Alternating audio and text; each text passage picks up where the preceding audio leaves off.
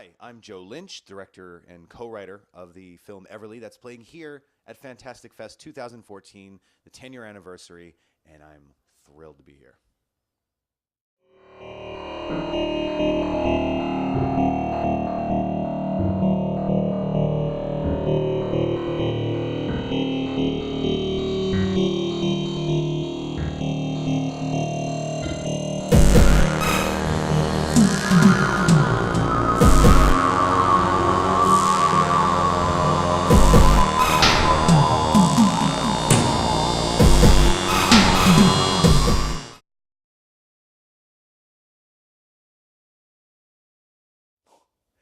Dude, was I a horror fan as a kid? That's an understatement. My first movie ever was Dawn of the Dead at 2. My mom couldn't get a babysitter. And that kind of started the downward spiral, so to speak, as my mom says, of my obsession with horror movies. There was such a dangerous thrill to it. Like there would be the occasional like, oh, let's have a sleepover party, and someone's gonna rent Texas Chainsaw Massacre Part Two, and they were all be like, oh my god, it's so scary. But watching everybody freak out, I loved it. I got such a visceral thrill out of it. So for a long time, I wanted to be Tom Savini. I wanted to because I got there's this thing called Scream Greats Volume One, Tom Savini. It was a documentary that Fangoria produced, and I owned from issue 21, which is the one with Joe Dante on the cover with Stripe from Gremlins. I became obsessed with Fangoria, obsessed, because they showed you like obviously all the money shots that you want to see as a little kid, like oh my god, so gross. But they showed you how they made it, and and Fangoria was such a like kind of positive interpretation of the horror genre. Everybody who was making movies, like in the articles, loved doing it. Everybody was trying, like everyone would say, like we're trying something different. We do this for the love of the genre. And that was really my Bible as a kid. Like I used to work for my dad's store. He was in an auto customizing store, and he would have this huge catalog of like running board parts and tires and everything.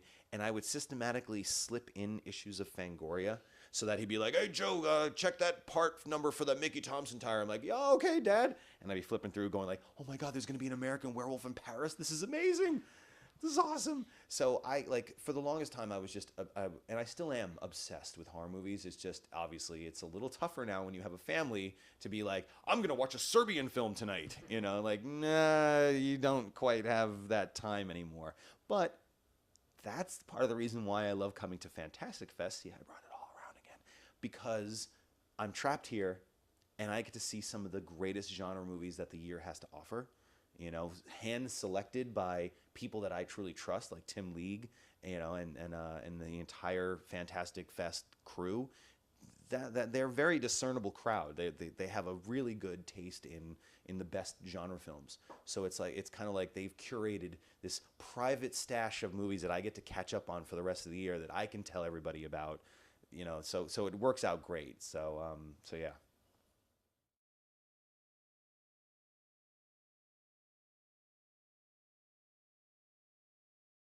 What made me want to jump genres, so to speak? Because my first film was Wrong Turn 2, which was a loving homage to splatter films from 1986. So I guess you could kind of call that a horror movie. I kind of call it a horror comedy, if you will. But it's gross. It's got entrails coming out of vaginas. And then Knights of Bad Aston is well, it got made, but it was an adventure movie and with a little bit of horror. And then Everly is a thriller that kind of has a little horror in it as well. I guess if you when you see it, you'll trust me, you'll know.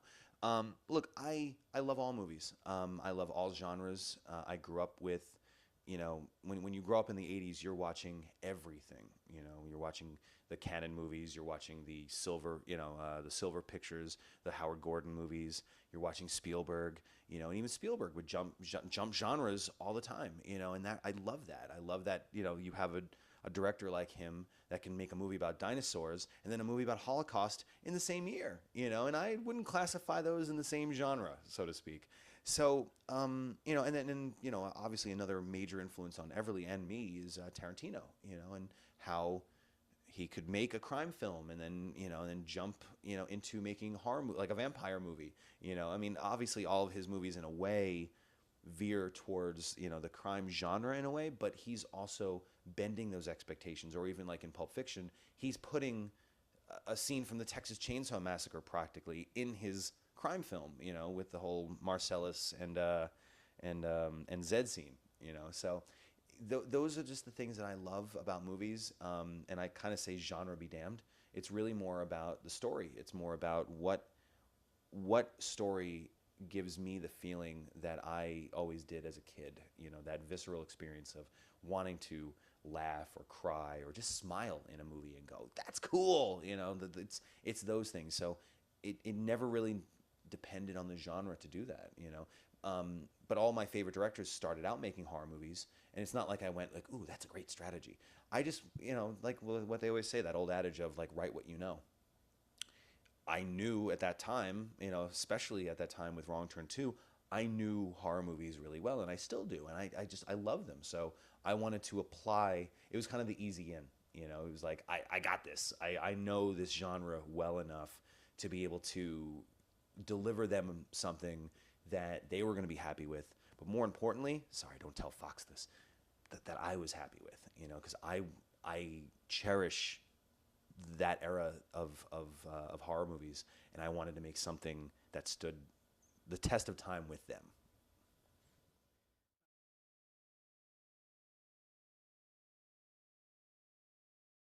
So when we were so Salma Hayek, we were actually blessed with the presence of the mighty Salma Hayek. She actually came to us. She was actually very interested in the script, and she said like, "This is crazy, baby. This script is nuts." Um, God, I do a terrible Salma Hayek impression, yet everyone seems to laugh, so it kind of works out. Um, but she really responded to the idea behind it and the themes that were involved in it, and she really got behind it, and she really got behind me. Like I was a genre director, and she's worked with some huge directors. Um, so she was taking a risk. She really was, and like she's been able to make whatever movie she wants really, and she doesn't have to work. She really doesn't like. And if anything, she'd rather work on her passion project, like the animated film for The Prophet, which is amazing. So this for her, was a risk.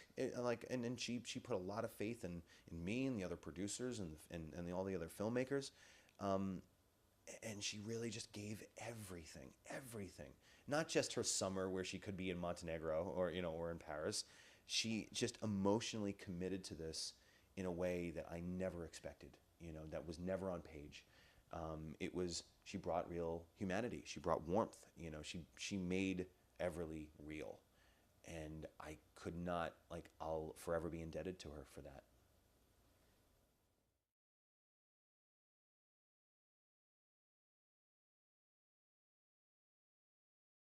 Oh, I plan on watching a lot of movies. Now that the debates are over, now that I got my ass kicked in the fights, only in the fights. I won the debates. Sorry, Josh. Screw you. I won the debates. But now my training is done, and I can just sit there and eat Royale with cheeses and poutine all day long and milkshakes and watch great genre movies. So I'm going to be in heaven for the next 3 days. Actually, I'm going to go do that right now. See you later.